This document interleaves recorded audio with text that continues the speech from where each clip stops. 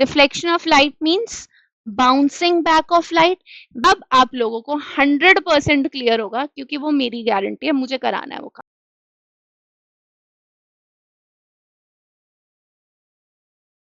Hello बच्चों, कैसे हैं आप सब? तो आज हम अपना शुरू करने वाले हैं क्लास 10th का फिजिक्स का chapter light, reflection and refraction. ठीक है, तो let us start with today's chapter light, reflection and refraction. ठीक है, तो इस चैप्टर में हमें समझना है लाइट के दो इंपॉर्टेंट फिनोमेना के बारे में। One is reflection of light, another is refraction of light. अब इन फिनोमिना को पढ़ने से पहले सबसे पहले इंपॉर्टेंट चीज है to understand what is light. Light क्या है? Yes, so light is some form of energy. हाँ जी, लाइट कुछ एक एनर्जी की फॉर्म है जिसकी वजह से हम अपने आसपास की सब चीजें देख पा रहे हैं, right? Also, it enables us to see objects from which it comes or from which it is reflected. अब इसका क्या मतलब है? आप कोई भी चीज कैसे देख पाते हैं? जब उस ऑब्जेक्ट की खुद की लाइट हो। यस, एक तो ये तरीका हो गया कि उस ऑब्जेक्ट की अपनी एक लाइट है, और दूसरा क्या है कि वो लाइट को रिफ्लेक्ट कर रहा है। तो इन दो फिनोमेना की वजह से हम कोई भी ऑब्जेक्ट देख पाते हैं। जैसे सन है, स्टार्स हैं, या आपके घर में जो ट्यूबलाइट है या बल्ब है, इनकी खुद की लाइट है, इस वजह से हम इन्हें देख पा रहे हैं। लेकिन अगर मैं ये पेन ले लूं, क्या इस पेन की खुद की कोई लाइट है? नहीं है। इस पेन की कोई लाइट नहीं है, फिर भी मैं इसे देख पा रही हूँ। क्यों देख पा रही हूँ? इसका मतलब इसके ऊपर लाइट आ रही होगी और ये ऑब्जेक्ट लाइट को रिफ्लेक्ट कर रहा होगा या स्कैटर कर रहा होगा, जिसकी वजह से I am able to see this pen.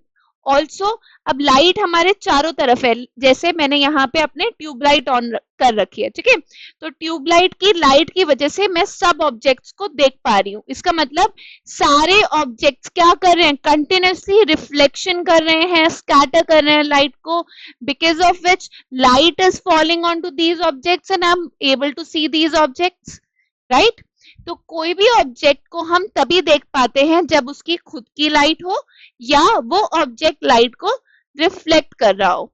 ठीक है, अब इसमें दो तरह के ऑब्जेक्ट्स होते हैं बेटा। One is your luminous object, second is your non luminous object. Luminous object कौन हो जाएंगे? वो ऑब्जेक्ट जिनकी खुद की लाइट हो, ठीक है, which can emit their own light, जैसे सन है, स्टार्स है, ट्यूबलाइट, बल्ब, इनकी खुद की लाइट है।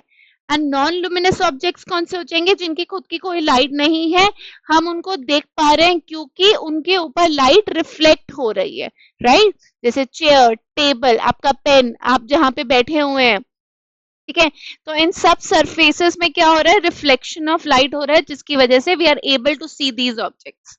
ठीक है, क्लियर? तो ये बहुत बेसिक नॉलेज थी जो हमें पता है ऑलरेडी लाइट के बारे में, जो हम क्लास 7 से भी पढ़ते हुए आ रहे हैं, राइट? ये चैप्टर आप लोगों ने 7th में भी पढ़ा हुआ है लाइट का। अब बस हम इसे और ज्यादा डिटेल में पढ़ेंगे, रिफ्लेक्शन को मिरर्स में पढ़ेंगे। जैसे पहले आप लोगों ने प्लेन मिरर में पढ़ा होगा, अब हम इन्हें स्फेरिकल मिरर्स में भी पढ़ेंगे, राइट?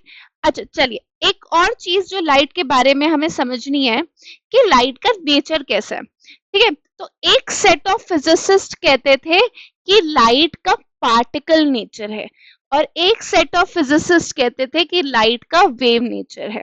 ठीक है, तो अगर मैं पार्टिकल नेचर की बात करूं तो वो कहता है कि लाइट किसकी है बनी हुई है? पार्टिकल्स की बनी हुई है जो स्ट्रेट लाइन में ट्रैवल कर रहे हैं। ठीक है, yes, at a very high speed. इसी नेचर के बारे में हम इस क्लास 10th में पढ़ रहे हैं, पार्टिकल नेचर ऑफ लाइट के बारे में। जो रिफ्लेक्शन और रिफ्रैक्शन पढ़ रहे हैं वो इसी नेचर की वजह से है, क्योंकि यहाँ पे हम ये मानते हैं कि लाइट हमारी स्ट्रेट लाइन में ट्रैवल कर रही है। हम बार बार बोलते हैं ना, a ray of light is travelling, a ray of light strikes at the mirror. ठीक है, तो रे ऑफ लाइट कैसे आ रही है? स्ट्रेट लाइन में आ रही है। इसका मतलब उसका नेचर कैसा है? पार्टिकल नेचर है। ठीक है, दूसरे सेट ऑफ फिजिसिस्ट क्या कहते थे? वो कहते थे कि लाइट का वेव नेचर है। लाइट कैसे ट्रैवल करती है? ऐसे, वेव की तरह। ठीक है, और इसको ट्रैवल करने के लिए कोई मीडियम की भी रिक्वायरमेंट नहीं है। वेरास पार्टिकल नेचर में लाइट को मीडियम भी चाहिए। एयर एटमॉस्फेयर एक मीडियम है ना जिसके थ्रू लाइट ट्रैवल कर रही है, लेकिन वेव नेचर क्या कहता है, लाइट इलेक्ट्रोमैग्नेटिक वेव्स है, उनके अंदर खुद में बहुत एनर्जी है कि उनको कोई मीडियम नहीं चाहिए प्रोपोगेट करने के लिए, ट्रैवल करने के लिए। ठीक है, उसके बाद एक हमें स्पीड ऑफ लाइट पता होनी चाहिए। वैक्यूम मतलब क्या होता है, अच्छा क्या होता है वैक्यूम का मीनिंग, वैक्यूम का मीनिंग क्या है कि उधर कोई भी एटमॉस्फेयर नहीं है, there is no air in that medium, तो वो बिल्कुल खाली है, उस जगह पे स्पीड ऑफ लाइट ये होती है। ठीक है, अच्छा अब दोनों सेट ऑफ फिजिसिस्ट ने बोला कि एक ने बोला पार्टिकल नेचर है, दूसरे ने बोला वेव नेचर है, बट हमें क्या पता चला with lot of study in physics that light has a dual nature, light का पार्टिकल नेचर भी है, लाइट का वेव नेचर भी है। लाइट के पार्टिकल नेचर से ही मैं रिफ्लेक्शन रिफ्रैक्शन ये सब पढ़ रही हूँ, और वेव नेचर हम क्लास 11 12 में पढ़ते हैं, जहाँ पे हम ये सारे फिनोमिनास पढ़ेंगे, डिफ्रैक्शन पढ़ेंगे, इस तरह के फिनोमिनास पढ़ेंगे, राइट, यस, क्लियर, ठीक है। So it was later or it was finally concluded that your light has a dual nature. It exhibits the properties of both waves and particles. ठीक है, दोनों की प्रॉपर्टीज दिखाती है, क्लियर, ठीक है, इतना बेसिक नॉलेज ऑफ लाइट बहुत है। ठीक है, चलिए आगे बढ़े। हाँ जी, क्या होता है reflection of light, reflection of light means bouncing back of light when it strikes a surface. बिल्कुल इस तरीके का है जैसे मैंने एक बॉल ली और यहां से थ्रो करी टुवर्ड्स द वॉल, वॉल ने उसको बाउंस बैक किया मेरी तरफ, राइट, क्या हुआ, बॉल रीबाउंड हो गई, तो ऐसे ही लाइट भी क्या हो रही है, रीबाउंड हो रही है। When it strikes the surface it is reflected back from the surface, right, so that is the reflection of light। definition लिखने आए तो क्या लिख के आएंगे, process of sending back of light rays which fall on the surface of an object।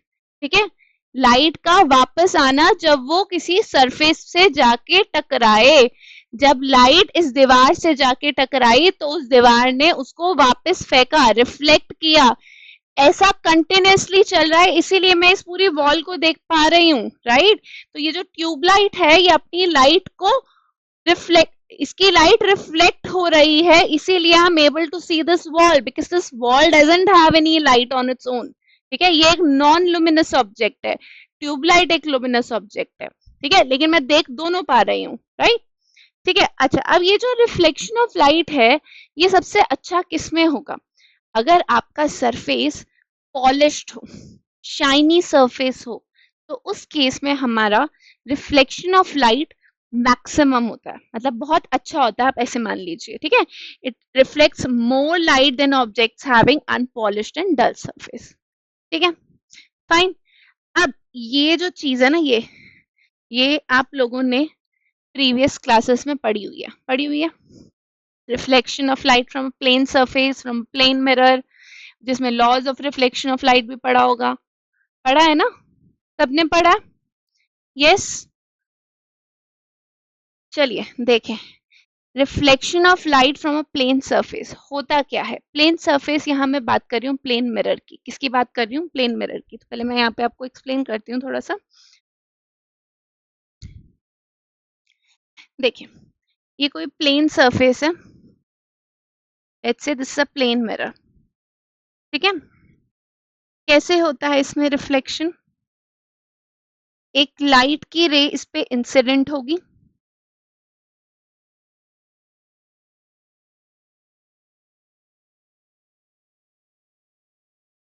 Light रे इस पे इंसिडेंट हुई एंड देन ऐसे रिफ्लेक्ट हो गई, यस, यस, ऐसे एक नहीं, ऐसी बहुत सारी लाइट रेज आ रही होंगी, ठीक है, all these are imaginary lines, fine, light rays ऐसे इंसिडेंट हो रही होंगी एंड देन रिफ्लेक्ट, देख रहे हो, यहाँ मैंने थोड़ा पैरेलल सेट ऑफ रेज बना दिया, दिस इज पैरेलल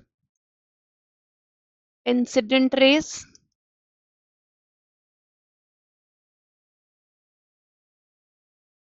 और ये पैरेलल रिफ्लेक्टेड रेज आ गई,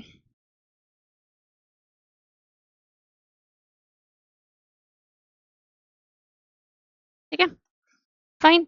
सो this is reflection through a plane surface और reflection through a plane mirror. ठीक है, अब यहाँ पे मेरा सरफेस मैं मान रही हूँ एक शाइनी सरफेस है, वेल पॉलिश सरफेस है, इसलिए बहुत अच्छा रिफ्लेक्शन हुआ. ठीक है, अभी यही मेरा सरफेस थोड़ा सा रफ होता तो क्या रिफ्लेक्शन इतना बढ़िया हो पाता? देखिए ये आई, ये सरफेस थोड़ा ऐसा था, इस तरीके से देख रहे हो, इस तरह के रिफ्लेक्शन को हम बोलते हैं डिफ्यूज रिफ्लेक्शन, इस तरह के रिफ्लेक्शन को हम बोलते हैं रेगुलर रिफ्लेक्शन. ठीक है, ये है हमारा रेगुलर रिफ्लेक्शन, ये है हमारा डिफ्यूज या इरेगुलर रिफ्लेक्शन, जो कहाँ पे होता है बेटा? रफ सरफेस हो तब होता है. ठीक है, रफ अनपॉलिश सरफेस हो उस केस में होता है. ये मैं मान रही हूँ मेरा कैसा सरफेस है? रफ सरफेस है. क्लियर? ठीक है, ये बात क्लियर हो गई कैसे होता है रिफ्लेक्शन. अब ये तो हो गया प्लेन सरफेस के थ्रू रिफ्लेक्शन. उसके बाद इसमें हमें एक और चीज पढ़नी होती है, that is laws of reflection of light. क्या होते हैं laws of reflection of light? सबने पढ़े हुए क्लास 7th में. कुछ ऐसा था, इंसिडेंट रे और normal reflected ray all lie in the same plane, ऐसा था. Let's say this is a plane mirror. ठीक है, ये लाइट रे आ रही है, ये लाइट रे रिफ्लेक्ट हो गई. ठीक है, ये जो आई ये है इंसिडेंट रे, और ये जो गई ये है रिफ्लेक्टेड रे. ठीक है, जो आई वो है इंसिडेंट रे, जो बाउंस बैक कर गई वो है reflected ray. Now this is your normal perpendicular. ठीक है, अब angle between the incident ray and the normal is your angle of incidence. ठीक है, एंगल ऑफ इंसिडेंस क्या है? Angle between the incident ray and the normal, and this is your angle of reflection, angle between the reflected ray and the normal. ठीक है, तो पहला law क्या बोलता है? पहला लॉ बोलता है incident ray, the reflected ray and the normal at the point of incidence all lie in the same plane. सब सेम प्लेन में है. दूसरा कहता है angle of reflection is equal to angle of incidence, मतलब ये एंगल आई और angle are equal होते हैं. ठीक है, क्लियर, इजी. अच्छा, अब एक और पॉइंट, अगर लेट से मेरी कोई लाइट है वो नॉर्मल पे इंसिडेंट हो गई, ऐसे सीधी ही आ गई, तो उस केस में एंगल ऑफ इंसिडेंस क्या हो जाएगा?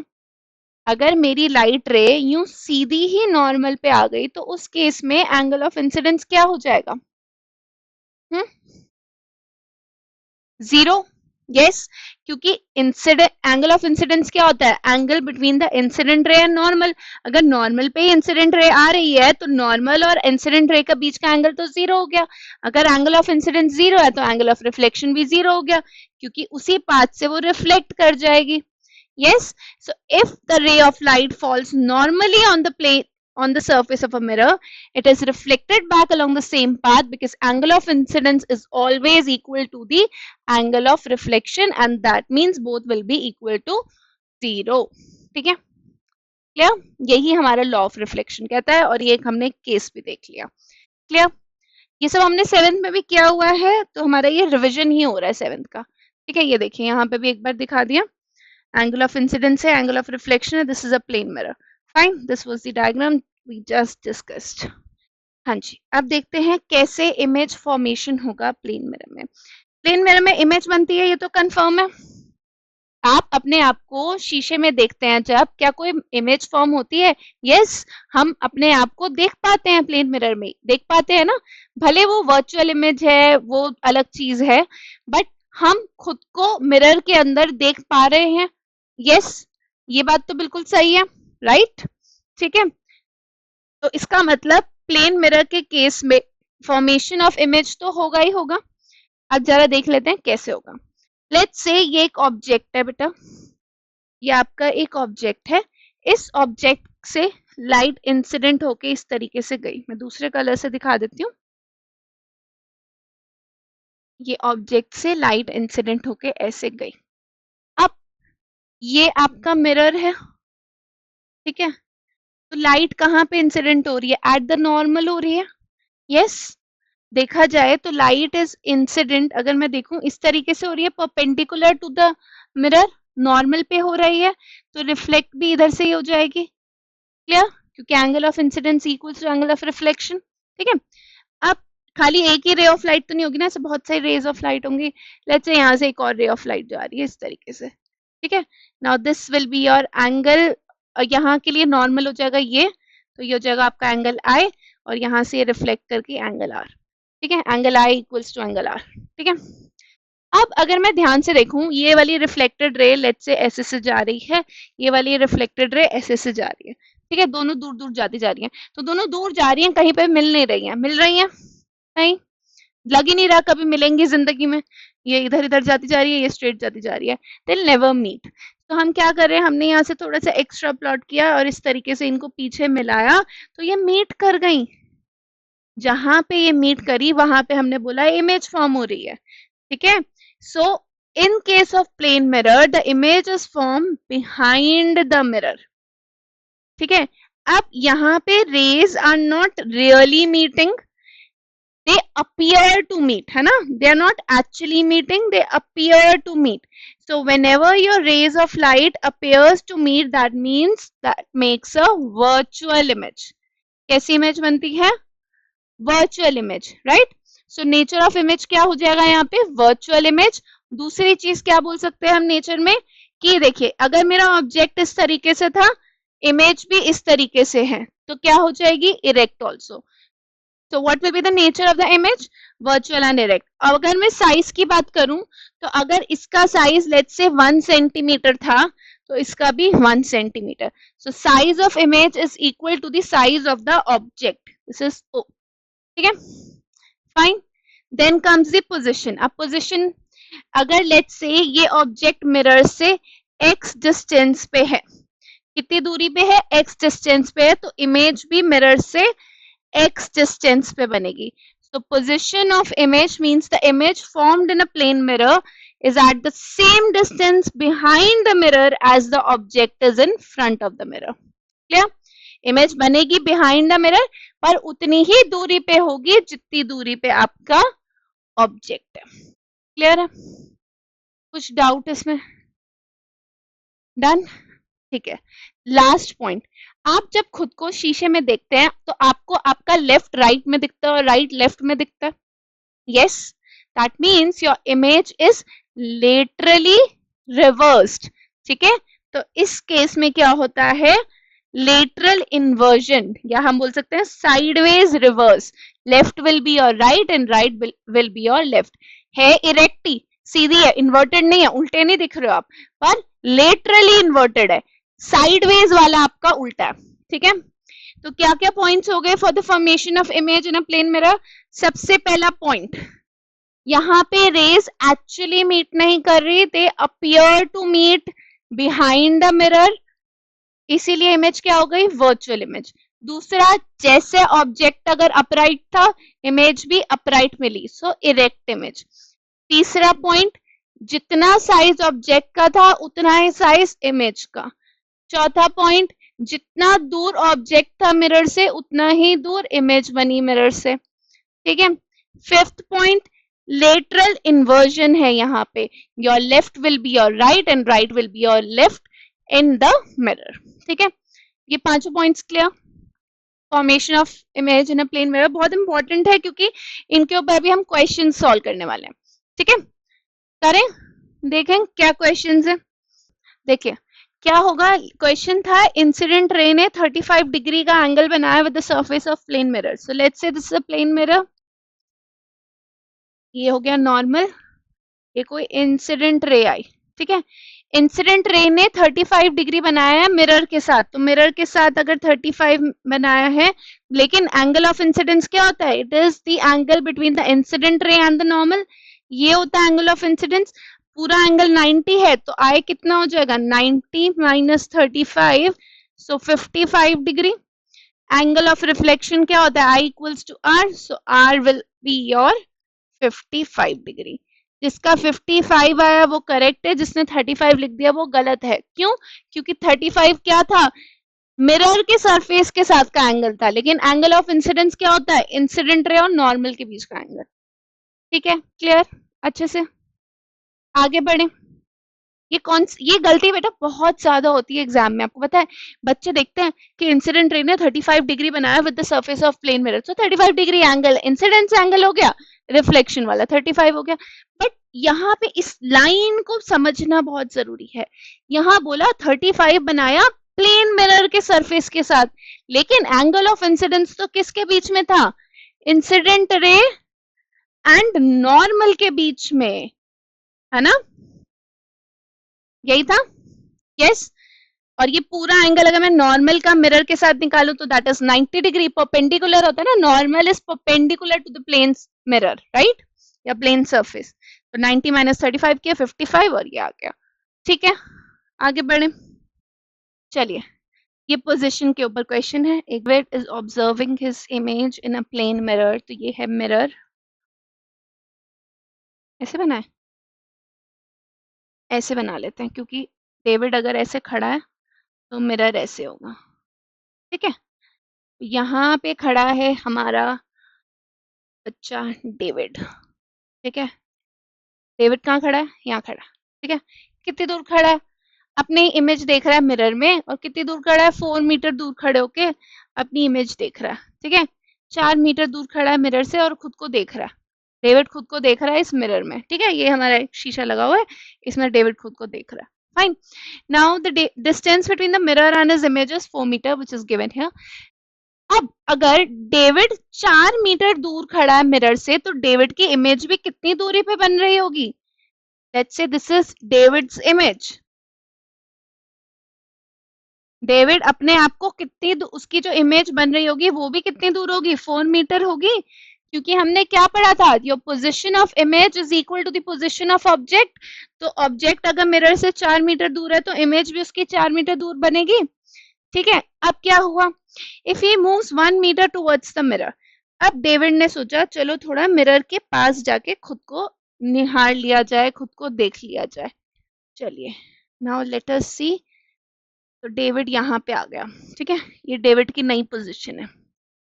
डेविड यहाँ के खड़ा हो गया, कितनी दूर है, 3 मीटर्स दूर है। तो अब इमेज भी कहाँ बनेगी, यही बनेगी, डेविड की न्यू इमेज, डेविड की न्यू इमेज, ये भी 3 मीटर पे बनेगी। तो क्वेश्चन क्या है, if he moves 1 meter towards the mirror then the distance between the mirror and his image will be 3 meters, correct, easy. ठीक है, इस तरीके से डायग्राम बना के करेंगे तो डेफिनेटली आंसर करेक्ट आएगा। ये तो बहुत इजी क्वेश्चन था, थोड़ा सा इसमें ट्विस्ट भी आ सकता है जो अभी हम नेक्स्ट क्वेश्चन में देखेंगे। ठीक है, फाइन, क्या ट्विस्ट आता है देखते हैं। क्लियर, चलिए आगे बढ़ते हैं। A ray of light is incident on a plane mirror making an angle of 90 degree। अब बहुत आसान है, बस क्वेश्चन पढ़ के आंसर आ जाना चाहिए। क्वेश्चन पढ़ के ही आंसर आपके एकदम मुंह पे होना चाहिए, है ना, है क्या आ रहा है, angle ray of light is incident on a plane mirror making an angle 90 degree, मतलब इंसिडेंट रे आ रही है ऐसे। ठीक है, ray of light is incident on a plane mirror making an angle 90 degree with the mirror surface। तो जो भी इंसिडेंट रे आ रही है वो मिरर के सरफेस के साथ बना रही है 90 डिग्री एंगल। ठीक है, तो एंगल ऑफ इंसिडेंस क्या हो जाएगा, 0, यस। सो द टोटल, और यहीं से रिफ्लेक्ट हो जाएगी, so the total angle between the incident ray and reflected ray will be 0 degree. Yes, clear, clear है ये फंडा, है ना, 0 ही तो होगा। देखो इंसिडेंट रे आई ऐसे, रिफ्लेक्ट ऐसे गई, दोनों के बीच में तो एंगल 0 ही हो गया ना, जहां से आई वहीं से चली गई तो एंगल 0 रह गया। क्लियर, ठीक है, चलें आगे। ऐसे मिरर बना दीजिए, और अब कौन है, एक ऑब्जेक्ट को प्लेस किया हमने मिरर्स। तो let's say this is the object, कितनी दूर है, 20 मीटर्स, 20 मीटर मैंने दूर ऑब्जेक्ट को प्लेस कर दिया। ठीक है, इसकी इमेज भी कहाँ बन रही होगी, 20 मीटर्स दूर। ठीक है, इमेज भी कहाँ बन रही है, 20 मीटर दूर। ठीक है, the distance between the position of the original and final image. अच्छा, उससे पहले ये पूछ रहे हैं मिरर को मैंने 2 मीटर का क्या किया, ऑब्जेक्ट के पास ले गई। ठीक है, अब मैं ऑब्जेक्ट जरूर बहुत बड़ा होगा, है ना, इसीलिए हम ऑब्जेक्ट को मिरर के पास नहीं लाए, हम पूरे मिरर को उठा के ऑब्जेक्ट के पास ले गए। ठीक है, ऐसे इमेजिन कर लेते हैं, कुछ ऐसा ही रहा होगा, तभी क्वेश्चन में ये बोल दिया उसने। राइट, तो mirror is move 2 centimetre towards the object. Mirror को मैंने उठाया, मैं थोड़ा सा मिरर को आगे ले गई, कितना आगे लेके गई, 2 सेंटीमीटर। अब ऑब्जेक्ट और मिरर के बीच में कितना डिस्टेंस रह गया, 18 सेंटीमीटर का रह गया। यस, अब इमेज कहाँ बन रही होगी, 2 सेंटीमीटर इतना ट्रैवल की होगी, और 18 पे बनना है तो 16 यहाँ तक ट्रैवल की होगी। ठीक है, तो ये पूरा डिस्टेंस 18 सेंटीमीटर होगा। यस, जिसमें 2 सेंटीमीटर यहाँ हो गया और बाकी बचा हुआ 16 यहाँ हो गया। तो original image that is this और दिस, इसके बीच में कितना डिस्टेंस हो गया, 4 मीटर्स का। यस, क्योंकि 2 सेंटीमीटर हमने यहाँ चल लिया। ठीक है, 2 सेंटीमीटर यहाँ कवर हो गया 18 का, बचा हुआ यहाँ पे बचा 16। ठीक है, this is 16 and this whole is 20, so 20 minus 16 is 4 centimeter, right? So the distance between the original image and the final image, so let's say this purple one is the original image and this red one is the final image, the new image. तो कितना distance हो गया इनके बीच में, 4 centimetres का। I hope सबका ये आ गया होगा, नहीं आया तो अब क्लियर हो गया होगा। क्लियर हुआ है अब? ठीक है, एकदम क्लियर ये क्वेश्चन। चलिए आगे देख लेते हैं, रेगुलर रिफ्लेक्शन। अच्छा, ये मैंने आपको पहले भी बता दिया था, एक बार फिर से देख लेते हैं क्या है डिफरेंसेस। रेगुलर रिफ्लेक्शन क्या होता है, your parallel beam of light, मैंने बताया था ना, पूरी बीम ऑफ लाइट जो इंसिडेंट हो रही है वो पैरेलल हो रही है, तो जो रिफ्लेक्ट भी हो रही है वो भी पैरेलल बीम हो रही होगी एक ही डायरेक्शन में। इस तरह के रिफ्लेक्शन को हम बोलते हैं रेगुलर रिफ्लेक्शन। ये कहाँ पे होता है, जब आपका सरफेस कैसा हो, स्मूथ हो। कहाँ होता है, जब आपका सरफेस कैसा हो, स्मूथ सरफेस हो। प्लेन मिरर के केसेस में होगा, और इनकी वजह से हमेशा हमें क्लियर इमेज मिलेगी। जिसका एग्जांपल आप ये देख लीजिए, अगर आपका पानी स्टिल है, ठीक है, उसमें कोई वेव्स नहीं है, कोई मूवमेंट नहीं है, पानी एकदम ठहरा हुआ है, स्टिल है, उस केस में अगर मैं इस माउंटेन की इमेज देखूं तो मुझे क्लियर इमेज मिलेगी। ठीक है, सो this is smooth water surface, so it's acting like a plane surface here, that is why I'm able to see the clear image of the mountain in the water, right? So this is an example of regular reflection. दूसरा आ जाता है बेटा diffused और irregular। यहाँ पे आपकी late से जो लाइट इंसिडेंट हुई वो तो पैरेलल थी, बट क्योंकि सरफेस कैसा था, रफ था, तो रिफ्लेक्शन के बाद क्या हो गया, अलग अलग डायरेक्शंस में चली गई लाइट। ठीक है, तो जो रिफ्लेक्टेड बीम है वो अब पैरेलल नहीं है, वो डिफरेंट डिफरेंट डायरेक्शंस में गई। ठीक है, ये कब होगा, जब सरफेस कैसा होगा, रफ होगा। किन केसेस में, चेयर है, ब्लैक बोर्ड है, जितने भी आपके आसपास ऑब्जेक्ट्स हैं, यूजुअली इन सब के थ्रू डिफ्यूज्ड रिफ्लेक्शन ही होता है, क्योंकि प्लेन सरफेसेस उतने नहीं एग्जिस्ट करते जितने हमारे रफ सरफेसेस हैं। Right, so mostly we have your diffused और इरेगुलर रिफ्लेक्शन। आप खुद देखिए ना, अगर यहाँ से रिफ्लेक्शन हो रहा है, मैं इसकी इमेज तो कहीं नहीं देख पा रही हूँ ना, no images being formed, right? तो इस केस में कोई इमेज नहीं बनेगी। एक एग्जांपल देख लीजिए, यहाँ पे पानी में खूब लहरें हैं, खूब, it's a wavy water surface. Am I able to see the mountain in this? Can I see? No, I'm not able to see the mountain in this, right? ठीक है, तो no image is being formed here. Clear? So this is diffused reflection and this is regular reflection. Diffused को हम irregular भी कहते हैं। ठीक है, तो रेगुलर कब होगी, जब आपका स्मूथ सरफेस होगा। इरेगुलर कब होगी, जब आपका कैसा सरफेस होगा, रफ सरफेस होगा, खराब सरफेस हम मान लीजिए, जहां पे रिफ्लेक्शन कैसी हो रही है, जैसे लाइट आके टकरा रही है, वो तो पैरेलल थी, लेकिन जो गई वो अलग अलग डायरेक्शंस में चली गई। ठीक है, क्लियर? बहुत आसान सा बेसिक सा टॉपिक था, मैंने पहले भी डिस्कस कर दिया था, अब दोबारा से एक बार देख लिया हमने। दूसरा इमेज देख लेते हैं। ये इमेज के बारे में मैं इसलिए अभी बता रही हूँ क्योंकि जब हम स्फेरिकल मिरर्स पढ़ेंगे तो कभी आप देखेंगे मैम रियल इमेज फॉर्म हो रही है इस केस में, इस में वर्चुअल हो रही है, कैसे पता लगे, क्या पता, क्या कैसे बोलूं कि मैं ये रियल इमेज है ये वर्चुअल है। ठीक है, क्या मतलब है इनका, तो वो मतलब अभी समझ लेते हैं। ठीक है, क्या मतलब है, पहले तो real image can be obtained on a screen, जैसे आप सिनेमा हॉल में देखो। ठीक है, अब you go to a movie theatre, so you see a movie, है ना, ऑन द मतलब स्क्रीन पे आप देख पा रहे हो, वो कैसी इमेज है, रियल इमेज है। वर्चुअल इमेज का best example, you see yourself in the mirror, ठीक है, that's a virtual, that's a false image of yours, right? तो real image can be obtained on the screen whereas your virtual image cannot be obtained on the screen. ये हो गई आपकी movie theatre वाली image, ये हो गई आपको खुद को शीशे में देखिए। आपको मैंने बताया था प्लेन मिरर के केस में क्या हो रही थी, वर्चुअल इमेज फॉर्म हो रही थी और वहां पे रेस एक्चुअली मीट कर रही थी, नहीं कर रही थी। क्या हो रहा था, they appear to meet, they are not actually meeting. So in case of virtual image, the light rays coming from an object, they appear to meet at a point after reflection, they are not actually meeting, ऐसा लगता है वो meet कर रही है। Similarly अगर मैं real image में देखूं तो रियल इमेज में दे एक्चुअली मीट, आप कई बार देखेंगे, अभी जब हम कॉनकेव मिरर पढ़ेंगे तो आप देखेंगे वहां पे रेस एक्चुअली मीट कर रही होंगी, इस तरीके से जैसे आ रही होंगी, ठीक है, दे आर एक्चुअली मीटिंग। तो जब आपकी रेज सच में मीट कर रही हो तो it forms a real image. Fine, ये फॉर्म होती है कॉनकेव मिरर और कॉन्वेक्स लेंस, इसको हम अभी डिटेल में जब spherical mirrors and spherical lens पढ़ेंगे तो वहां देखेंगे। और ये फॉर्म होती है plane mirror, convex mirror and concave lens में, ठीक है। फाइन, स्फेरिकल मिरर्स और लेंसेज में और ज्यादा क्लियर हो जाएगा रियल इमेज और वर्चुअल इमेज का फंडा।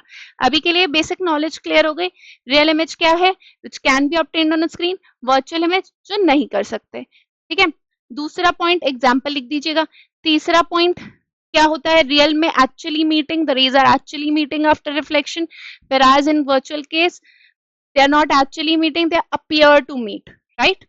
ठीक है, तो ये हो गया हमारा रियल और वर्चुअल इमेज का।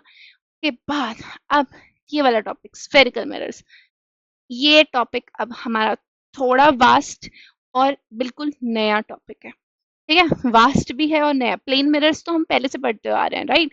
Spherical mirrors is something which we are going to study for the first time. इसमें हम क्या क्या देखेंगे, रूल्स फॉर इमेज फॉर्मेशन, ठीक है, रूल्स पहले देखेंगे क्या क्या रूल होने चाहिए। दूसरा, अगर ऑब्जेक्ट यहाँ पे है तो कहाँ इमेज होगी, अगर ऑब्जेक्ट इधर है तो कहाँ होगी, कैसी होगी, कितनी बड़ी होगी।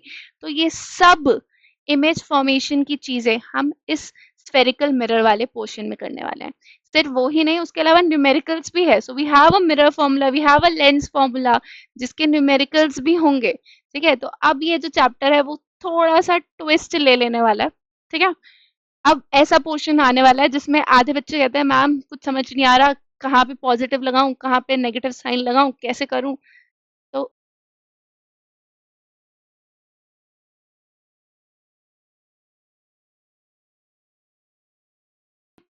वो काम मैं करा दूंगी, कैसे कहाँ नेगेटिव लगेगा पॉजिटिव लगेगा, इस तरीके से समझाऊंगी कि एग्जाम में गलती होगी ही नहीं, ठीक है। ठीक है, तो आज यही प्लेन मिरर्स पे फिनिश करते हैं, नेक्स्ट क्लास में will start with the spherical mirrors, ठीक है।